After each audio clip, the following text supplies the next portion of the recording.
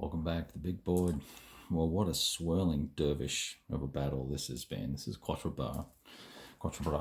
and we're using the Pratzen Editions company's game called Le Retour of the Emperor, the Return of the Emperor, and the system has a specific name, and I can't recall it right off the top of my head. Let me see if I can find the rules here, and I'll tell you what it is, because it's here. It's the V for the Emperor, cheer on the Emperor series, whatever. Doesn't really matter. If it's from Pratzen Editions. And they're known for their simple map and sort of logging, sort of almost role-playing style game where it's a fog of war, and you're given a corps, and you send your instructions into an umpire, and that umpire gives you feedback and tells you what you see and hear and all that sort of fun stuff. It's quite a cool little system, and it's got cards for the units and all that sort of stuff. But they do have a physical board game system as well. And as you can tell from the melange of colors here, it's a little confusing, and I'm probably adding to the mayhem with the blocks. And let me explain what the blocks are being used for. Rather than using these tick box, checkbox, strength point things, all I'm doing to note losses, all I'm doing is using a white block for 1-step loss, a blue block for 2-step losses, and a red block for 3-step losses. So this guy's taken 5-step losses out of his 6. He's routed away. There's an optional rule to adjust the morale if as you take losses. We used that as well. I didn't get too deeply into the command rules here, although there are several levels of command rules that you can use, and so that is always fun to choose this appropriate level that you want to sort of engage in for the particular conflict that you're fighting. I didn't use two very sophisticated rules. I'm having a hard time concentrating today. I didn't use particularly sophisticated rules for leadership and command this scenario, because it's been a while since I've played and I was making enough mistakes. So I just kept everybody in command range, and worked out how many orders they could roughly send a turn to see if we wanted to make major adjustments to things when something sort of got an opportunity cropped up. So for instance, with the guard cavalry, this unit started out over here, and there was a unit here that was routing away, so it wanted to take off and attack that unit and charge it, and it did that because it was in range, and there were enough command points available to try and make it all happen. And we could have imagined the particular forces, what do they call them, the runners or adjuncts, being able to make the distance there. So all good enough anyway. So the Battle of Quatre is all about this village here, with the French coming in from the right-hand side of the screen. The Allies have a very token force here, and some other units just off-screen, in Jamancourt and here. I probably did a pretty bad job of setting up. I had my units probably too spread out, and that was not smart. So the collapse here is really what led to this situation at 1630 being as big a debacle as it is. We've got a lot of units running away as they collapse on each other, with Kellerman coming around the woods and then just charging in here. And the one unit that was kind of screening everybody failed his morale roll to get into a square, and he immediately popped off. This is him here. And then he retreated through these guys, so they all had to re-roll, and they routed, and it just got ugly. So it was not a good day for the the Brits and the Commonwealth and Allied forces here, oranges here. So finally, in this turn, we took Quatre here, this little village, and the bit of a convoluted series of attacks as reinforcements came in from Brussels. We tried to cinch them into this battle here, but they were cut off, and then these other fellas came through the woods here and knocked on their back door, which caused all sorts of problems. We had some artillery here that was attacked and overrun. These guys did a super job, taking heavy losses, nearly 50%, but surviving defensive fire and offensive fire with no losses. It's pretty hard to hit at strength 1 with these guys. So takes a lot to knock out a unit over. It takes a lot of time and a lot of dice rolling to have an impact, because with the strength of 1 you only have 1 chance in 6 of a hit. With strength of 2 you've got 2 chances in 6 of hit. Well, actually 3, but you've got to get a 7. So you've got to be shooting at something either with skirmishes or whatever the case may be. But and we did use the skirmisher rules, though. As we got in close here, we folded them all back into the units because they just get in the way, and that's what they end up doing when they start fighting anyway. So I had a lot of fun with cavalry charges, and the artillery finally brought both these units to bear in combined firepower combat here, and we finally got our first couple of step losses on these chaps in this fortified village of fortified farm of La Baraque. So that was fun and games, and I had these all oriented the wrong way for quite a bit of the scenario. I had them all facing front forward like this instead of like this, but was actually 95% of the time using the right, facing what was front and what was rear. So that all worked out okay. So a lot of fun.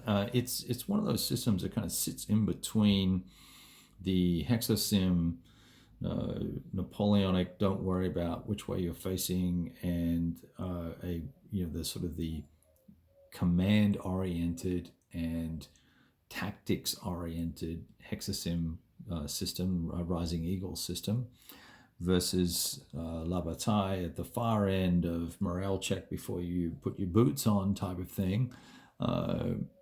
That also seems to lack a command system. Last time I checked the rules, I have not played La Bataille very much, and nor have I delved into it terribly much either. I've been told by a few folks that what I have played, I've played wrong. So there's that. So I certainly would not say that this is as complex or as detailed or as involved as the La Bataille system, from what I know of it. It does play very quickly because you're moving, and you are doing your charge movement, then moving your units, conducting defensive fire, offensive fire, then melee, then rally, and you're done. That's one side's turn. So it happens fairly quickly.